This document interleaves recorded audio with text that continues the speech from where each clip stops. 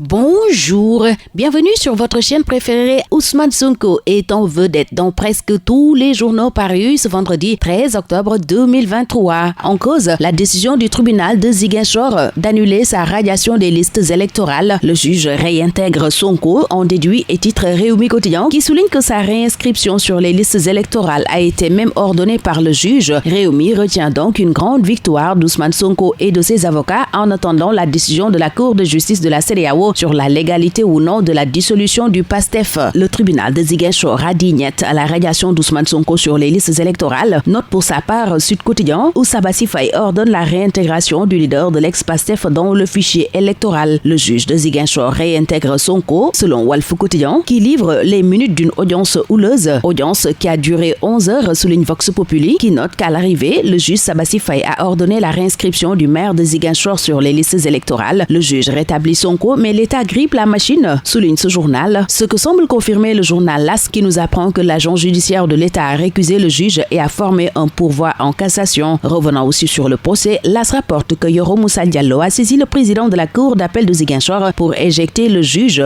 qui a refusé de subir le sort d'Hippolyte avant d'annuler la mesure de la radiation de Sonko sur les listes électorales, selon LAS, qui rappelle que c'est le même juge qui avait libéré Aïden Diong avant d'être sanctionné. C'est un disciple de Mouhedine Samba Diallo, révèle LAS. Et dans les Échos qui souligne que le juge récusé a donné raison à Ousmane Sonko, Maître Abdou Djali Kane, avocat de l'État, annonce qu'ils vont déférer à la censure de la Cour suprême par la voie du pourvoi en cassation. Le camp de Sonko entamera dès ce vendredi la campagne de parrainage, réplique Maître Ciré Clédorly dans ce journal, où le juge Sabassi Faye est accusé d'être le parent du 16e adjoint au maire de Ziguinchor, Elazi Sayer Faye, ce qui a amené l'agent judiciaire de l'État à adresser une lettre de récusation au premier président de la Cour d'appel de Ziguinchor. Le quotidien aussi annonce le pourvoi en cassation de l'État après la décision du juge du tribunal d'instance de Ziguinchor d'annuler la radiation de Sonko des listes électorales. Mais en attendant, le journal de Madiambal Diagne retient que Sonko revient dans la course. Il a été réinscrit sur les listes électorales, Sonko, par le juge Sabassi Faye, aux yeux du quotidien Le Témoin, qui retient par ailleurs une gifle retentissante reçue par le pouvoir avec la décision de ce juge, décision historique qui redore le blason de la justice sénégalaise, selon ce quotidien. Et le quotidien Source A rapporte une double claque pour l'État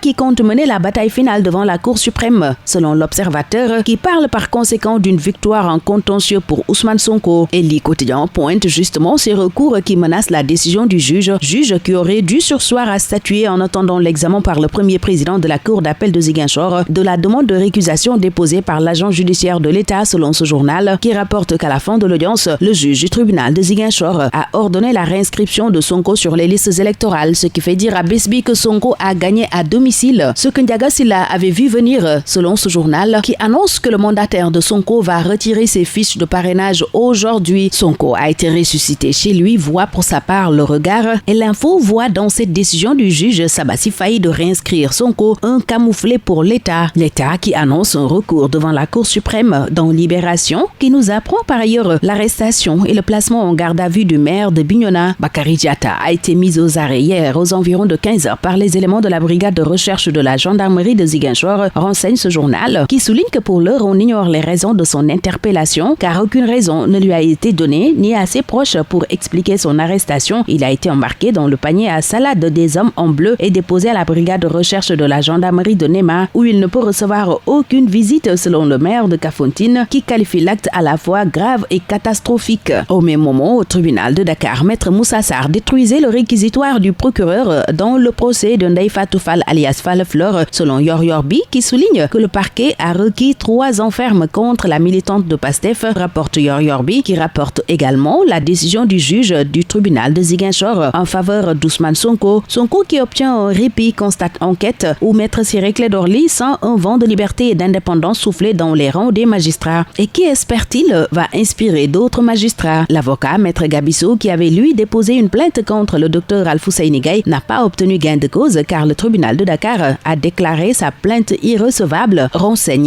Yorbi. Le quotidien national Le Soleil renseigne relativement aux candidats à la candidature à la présidentielle 2024 que de 126, on est passé à 234. L'Astre de Anne constate par ailleurs un léger mieux chez les femmes et souligne que les candidats potentiels enregistrent une hausse passant de 5 à 16. Ce gouvernement bat de 39 ministres. Est-il un gouvernement de mission ou de démission? C'est l'interrogation qui barre la une de la Tribune, qui pointe le combat contre la vie chère, l'insertion et l'emploi des jeunes perdus depuis belle lurette. Suffisant pour que ce journal s'interroge sur ce que l'on peut concrètement attendre de ce gouvernement si ce ne sont des promesses. L'État ne s'intéresse qu'à ses impôts et à son train de vie princier. Si on en croit à ce journal qui dévoile les deux risques qui attendent Karim Wade, dont le retour au Sénégal est annoncé, et la Tribune indexe la hantise de l'amende de 138 milliards prononcée par la CREI, et aussi le fait que Karim Wade se soit toujours présenté comme la première victime du régime de Macky. Maître Sidiki Kaba, lui, à peine nommé ministre de l'Intérieur et récusé par la société civile, informe le Témoin qui constate à la Petite Côte que l'immigration clandestine précipite la pêche artisanale au bord du naufrage. Parlons justement du phénomène Barça Wala Barsak avec Libération qui nous apprend que 391 jeunes Sénégalais vivent l'enfer à Darla. Ils sont coincés dans des centres en attendant leur rapatriement, renseigne ce journal, pendant que l'Observateur nous conduit à l'origine de l'explosion qui a tué 2 Chinois au port de Dakar hier. En santé, l'Obs pointe une rupture de médicaments qui inquiète les malades du cancer, au moment où Réumi Quotidien fait le point sur la cécité, une maladie aussi qui fait des ravages au Sénégal, et Réumi dénombre 165 000 aveugles et 550 000 malvoyants. Restons dans Réumi où Pape Birahim est à cœur ouvert. Très critiqué dernièrement, le Médinois dit venir reprendre sa place. L'invité de la page People de Réumi annonce beaucoup de surprises à la page 7 de ce quotidien. Le quotidien du sport annonce à l'issue du tirage de la phase de groupe de la CAN 2024 un choc et 2 bouillons derby pour les Lions. Il s'agit du Cameroun, un gros morceau à abattre, de la Guinée où l'on se souvient de Bafoussam et de la Gambie qui constitue une première qui s'annonce électrique aux yeux de stade où Sadio Mané pense que ça va être compliqué pour eux. Et pour le choc du 5 novembre 2023, Sunulombe rapporte une passe d'armes entre le roi Modlo et son challenger Ama Baldé qui siffle la fin de ce tour des journaux. Très bonne lecture, excellente journée à tous.